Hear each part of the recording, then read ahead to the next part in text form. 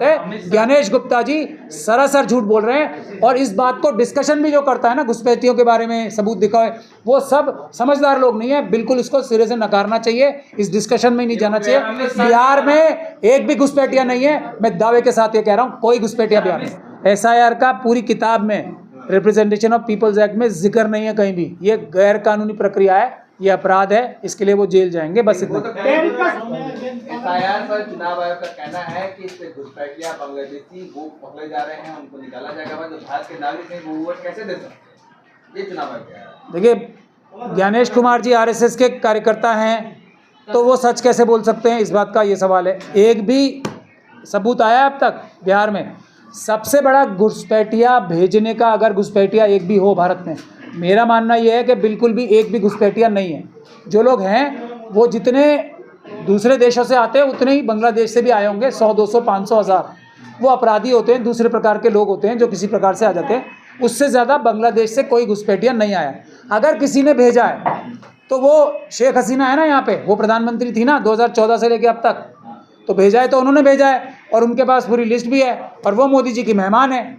घुसपैठिया भेजने की कार्रवाई जिसने की है वो तो मोदी जी की मेहमान है और मोदी जी की उनसे फ्रेंडशिप भी है, तो वो मोदी जी तो खुद जिम्मेदार है ना फिर तो। लेकिन ये सरासर झूठी बात है। ज्ञानेश गुप्ता जी सरासर झूठ बोल रहे हैं। और इस बात को डिस्कशन भी जो करता है ना घुसपैठियों के बारे में सबूत दिखाए, वो सब समझदार लोग नहीं है। बिल्कुल इसको सिरे से नकारना चाहिए, इस डिस्कशन में नहीं जाना चाहिए।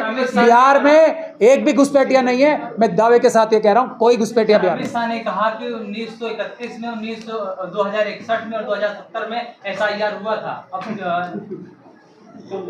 अभी 2061 और 2070 अब ये सवाल पूछ के आप हंस रहे हो और मुझे भी हंसा रहे हो।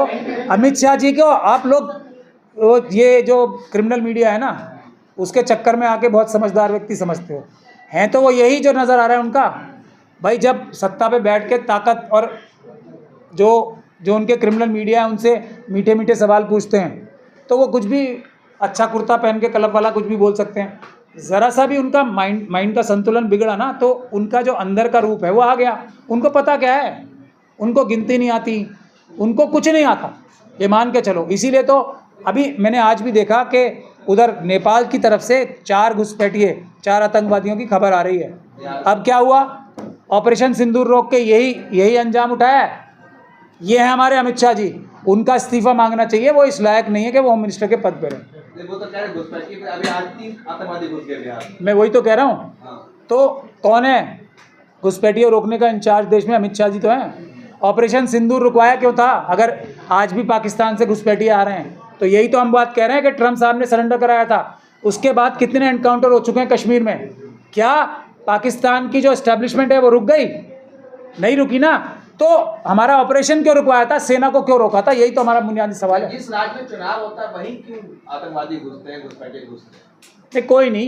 ये देखिए, बात ये है कि चाइना और पाकिस्तान से RSS और BJP के बहुत घनिष्ठ संबंध हैं। जहां उनको ज़रूरत होती है वहीं वो घुसपैठिए भिजवाते हैं, इनसे बात करके, सीधी बात।